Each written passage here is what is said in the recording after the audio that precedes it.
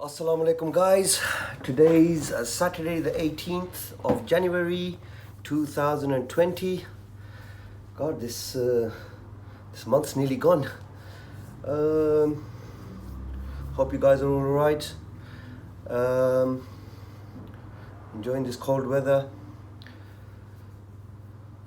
So today we're going to talk about something different.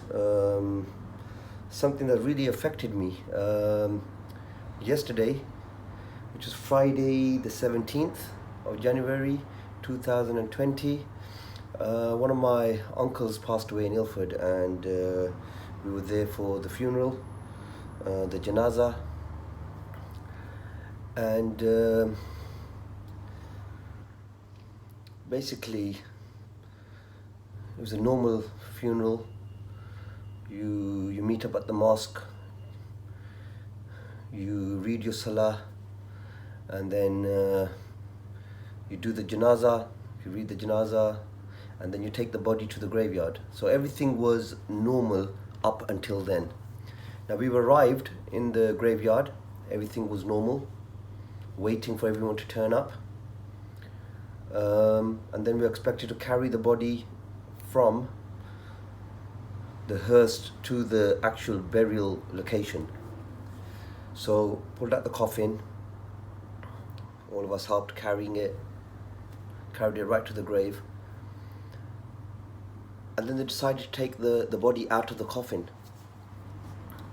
I understand this is the normal way, the Islamic way, because back in the days they didn't have coffins, they didn't have them facilities, so they would just take the body and put it straight, lay it straight into the grave, and then they would put some bars on top or some slabs, and then put the remaining soil on top. Now I was affected by this because due to the space for the graves, I mean normally the graves would be three foot deep, and they would be quite wide enough for the coffin to comfortably fit in there, and you normally have a concrete frame, and then what you do is you put the slabs on top of the frame so none of the soil can actually go onto the body. Sometimes what they do is they remove the cover of the coffin, and what they do is then they put the slabs on top and then the soil. But for them to actually take the body out of the coffin and put it on the floor, it was a little surprising for me. It was a little shocking because I've witnessed so many burials. I've actually, placed the bodies into the grave myself a few times. So, you're used to the normal bits. Now, what's happened is while we've done this, we've taken the body out of the coffin and put it down. We noticed two guys carrying a body without a coffin. They just had the coffin, which is the shroud that's wrapped around the body, on a stretcher. So we all rushed across to help them carry it because there was only two guys, and we helped. So basically by this time now I've left my uncle's burial site and I've gone to there to assist them. So what we've done is now we've placed the body into the grave. This grave didn't even have the frame, the concrete frame that they place inside. So basically what happens is, this is the coffin, this is the grave, and then what they do is they have a frame around it, so the coffin goes into the middle of the frame, and then what happens, the slabs go across. So the frame is there to support the slabs, yeah? Now, I was still getting over the fact that there's only two people with this mayat, this body, yeah? And it's carried on a stretcher and it's got no coffin. And so I was just getting over that fact, and then when I looked into the grave and there's no frame or nothing, and they placed the body in, and then they put wood around it and made a frame, and then done the wooden slabs on top, and then we covered it with soil. Now after we've done the burial, now remember, me and a few of my relatives, we've left my uncle's grave, and we've come here now to assist these guys, because in Islam it's something, like to help someone, it's meant to help you as well as all your deceased ones, and we'll go into that. I mean, basics. These are the basics of Islam. Now, what's happened is after we've done all the burial, I spoke to one of the chaps that was actually carrying the body initially before we went and assisted him, and he thanked me. And I go, you don't need to thank me, but if you don't mind me asking, don't you guys have family? Because I presumed that this guy was a relative. And the guy had tears coming down his eyes, and he goes, no, he goes, we were informed about this death, and then when we contacted this chap's son, he only had one son, when we contacted him and told him that your father's passed away, he goes, he replied back and said that, oh, do what you got to do, I have nothing to do with it. And that really touched me, because we as parents, we tend to do everything and give everything to our children. We're not doing no one no favors or nothing, yeah? So don't get me wrong. And this video is not trying to offend anyone in any way or form, yeah? This is an educational video. I mean, it's really affected me. I didn't sleep last night. I had a sleepless night. You can probably tell with the eye bags. Not that I didn't have them before, but I've really been affected by this. So us as parents, we tend to give everything to our children, anything they want. We give them the time, we give them, we help them grow up. And the majority of the children, once they're a certain age, they tend to drift away, from the religion, when I'm talking about religion, I'm talking about any religion, Christianity, Buddhism, Hinduism, as parents, we at least deserve those final rights, the final rights that a child has to do for his parents.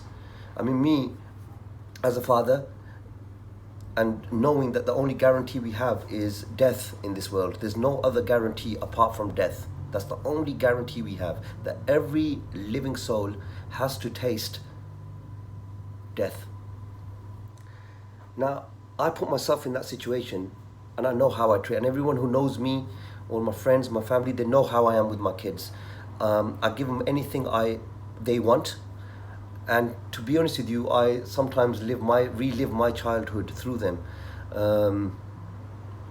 Things that I couldn't get, I want them to have. I mean, my parents, obviously, what I am today is because of the way I was brought up. But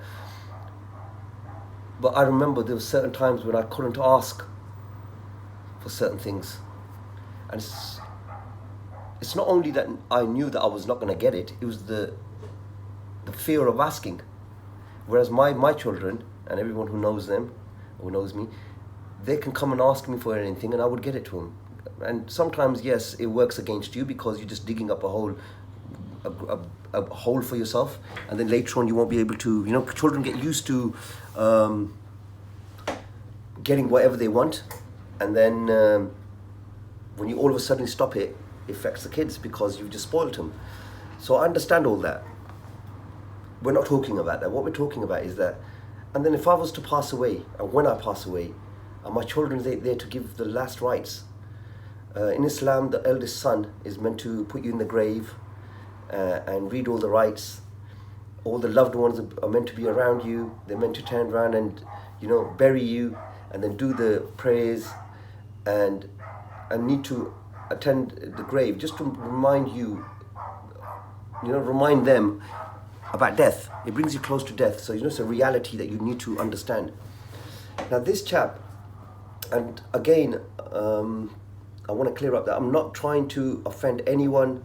I don't want this to be taken in the wrong way. But this chap basically must have, as a father, the way I'm with my father, I know how my father was with me, or how I'm with my children, or how any parent is with their child. This father must have been a good father to his children, yeah? And even if he wasn't, Islamically, the child should have still been there. I mean, he just turned around and said to them that, no, I don't want to have anything to do with it. You do what you got to do.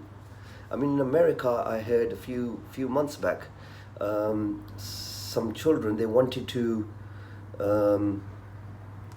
cremate their father, and they were Muslims. And in Islam, we have to have burials, just like Christianity. I mean, now obviously, things are changing and people go down that route, but Islamically, we have to bury. We cannot cremate. And in America, these children decided they're going to cremate their father due to obviously reasons like they couldn't afford the burial because you have to buy the plot, you have to spend money, and it's a cheaper option. And then the community had to step in, and they stopped it, and they actually, everyone put money towards it, and they actually saved this guy from getting cremated, and they actually gave him a proper burial. And I was actually touched by that, and I was thinking, what are we coming to? What are our children? What are we teaching our children? And that's what it comes down to. We have to teach our children these things. The last rites, that's the least they can do for their parents. I, by the grace of Allah, still have both of my parents, but every night before I go to sleep, I pray for their long life, and for this guy to turn around and just say that I've got nothing to do with it. Obviously there must be something hidden which he probably wouldn't know, but the thing is that we're looking at it from where we're seeing it. Now if this person was a bad person, yeah, then he wouldn't have even got a burial, number one. There's people, they actually do get cremated because no one's there. But then for him to have Sayyids come, yeah, and a whole community come and do a proper burial, it looked actually like we became his family. And that did give me some sukoon, gave me some peace, inner peace. But on the way back, and then all night, I actually kept thinking that, that father, he had no one. Okay, his son didn't want to have anything to do with it. Where was the rest of his relatives, his family? Do they even know he's died? I was really touched by that, and what it really comes down to is that we need to teach our kids these things. That if you can't do anything for us, we bring them up, we give them everything, get them educated, and then they get married and then they move on. Yeah, go ahead, there's no problem with that. But don't forget your parents.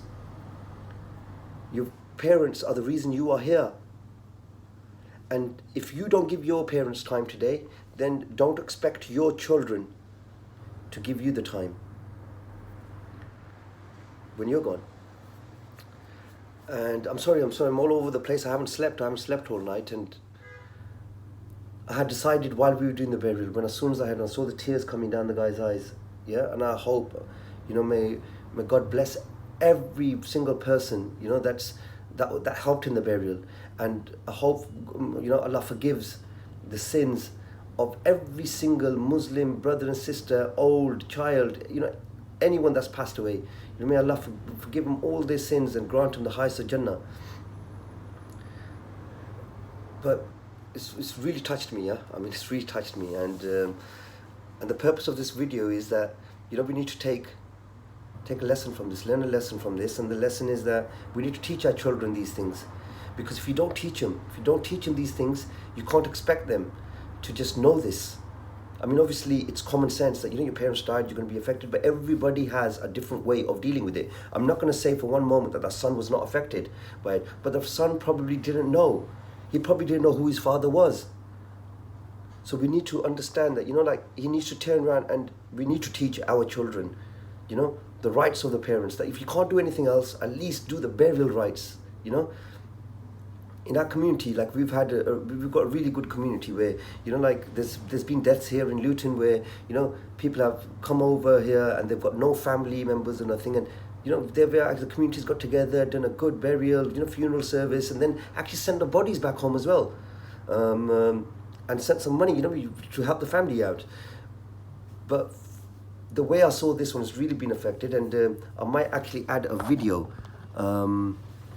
of the grave, but please do not use this against the son or the person that was buried, because this is just an educational video. I've been affected, and I know many of the other brothers that actually helped us with the burial were all affected by this, especially the chap that actually arranged for the funeral, because him and another guy were just carried. Can you imagine a body in a shroud, on a stretcher, carried by two people to a graveyard? I was really touched by that, Didn't he have any brothers and sisters? Didn't he have any nieces and nephews? Didn't he have any cousins? Didn't he have any friends? And the reality was he didn't. And what it comes down to is, from what I know, is that this chap was originally from Cyprus, and his kids probably didn't know anything about Islam. And if they did, and they knowingly done this, then that makes it even sadder. But I'm taking from this, what I'm taking from this is that the kids didn't know, and the only way around it for them was that do what you got to do. Yeah. We don't know, they might even approach those guys at the end and actually give them the cost of funerals. We don't know this, but for the guy to be telling me that his son just said that and put the phone down, it really, really touched me. So brothers, if you've got children, or if you're planning to have children, yeah, let's take it step by step. If you've got parents, look after them, give them as much time as you can, because if you don't give them the time and you don't look after them now, don't expect your children to look after you tomorrow when you're at that age. And the ones with the parents, they turn around and need to sit with their parents and ask them for their, their wills. What are your wasiyats? Wills we call wasiyats. What is your wasiyat? Where would you want to be buried? Yeah. How would you want it to be? We need to ask our parents these things, because it's going to happen like this, and no one can be prepared. I mean, I understand that some parents have been diagnosed with certain illnesses, and the doctors have said that yes, it's a matter of time. Even though you've been told that, you can never prepare yourself for those moments when your parents have to go. You can never prepare yourself for it. You'll have to accept it, but you can never be prepared. And that's for someone who's been diagnosed. How about those people that were never ill? Like, I've had a friend whose father went to work, and it was a normal day. He walked in and his father was walking out, and he goes, okay, Khuda Hafiz, I'm going to work. And then 15 minutes later, they get a call that he parked up in the car park of the place he was working, and he had a heart attack and he died. And that guy, till this day, wallahi, this happened 4 or 5 years ago, and till this day, whenever I speak to the guy, he's always saying that I wished I spoke to my dad. Perhaps my dad, he had an indication that he's going to be going. These are his last times. I mean, some Muslims believe that, God actually gives you an indication that your time's near. But the person understands that, but he cannot speak about it, because if anyone could tell anyone, oh, I'm going to die on this day, then it becomes unrealistic. But they do have hints where they want to say their goodbyes and stuff like that. So anyway, coming back to this, now basically, you need to speak to your parents. You need to speak to your parents, and you need to understand. You need to be on the same playing field. Yeah.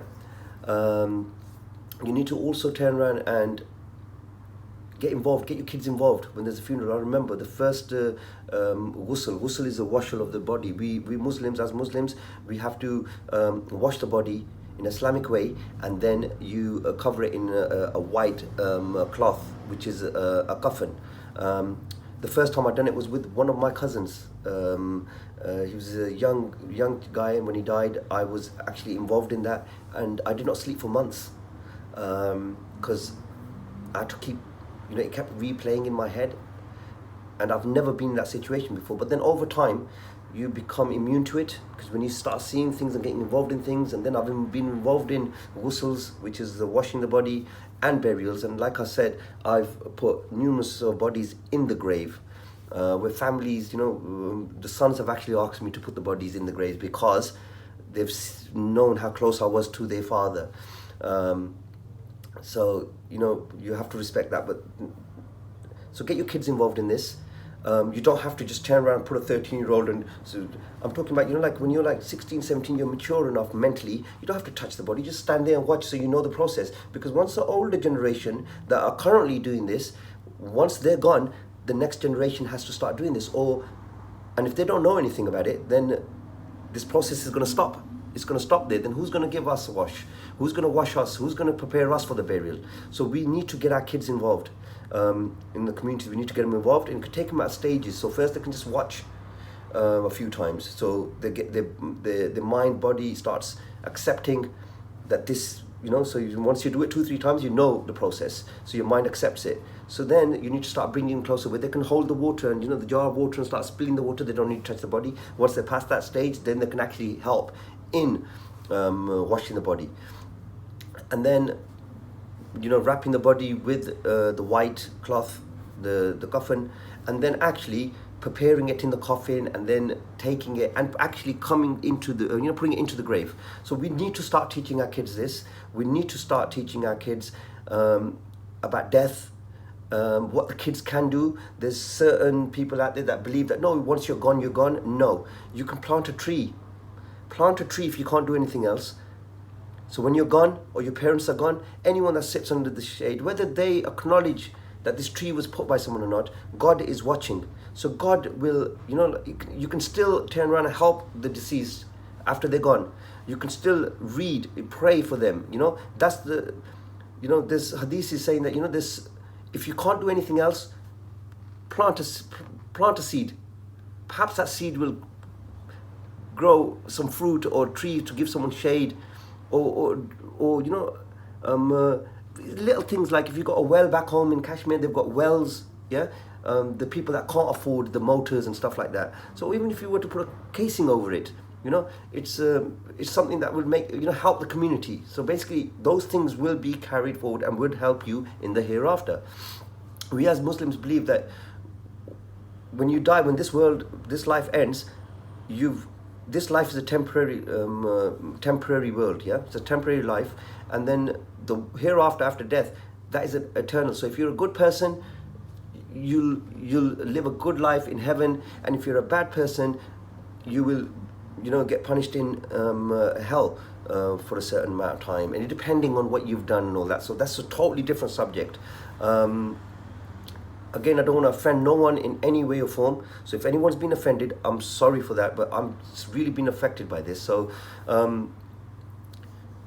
you can still help the deceased, and there's so many ways. You can help someone, feed someone who's hungry. You can clothe someone who's got no clothes. You can put a roof over someone's head. You can help the orphans. You can, just with a smile, it can help. So we as parents have to teach our children this, because once we're gone, and me personally, it scares me to death that, I don't want to just go, and then 1 year, 2 years, or if your name's brought up, someone remembers you. I want people to remember me, and if nobody else remembers me, I want my children to remember me. My grandfather died 27 or 28 years ago, and we still talk about him, our siblings, my uncles kids, the ones that actually knew my granddad. We still talk about him like he died yesterday. My children who have never met their great-grandfather talk about him as if they knew him. I actually got friends that actually asked me, when did your granddad pass away? And when I tell them it's 27, 28 years ago, they go, wow, you still talk about him. Whereas we know people that have just died a year ago or a couple of weeks ago, and they don't talk. And forget about anyone else, friends and all that, yeah? These days, friends are closer to you than family, and this is the way the society has turned out to be. But I would want my kids to at least remember me in a good way. So you need to be good to your children, and you need to teach them these things. So I hope we can take a lesson from this, and share this knowledge to anyone who wants kids, who has children, the elderly, the young, everybody needs to learn from this video. So that's it. So I think I've taken a lot of your time, but we can take something good from this. So please share, like, comment below, and subscribe. Thank you very much. Over and out.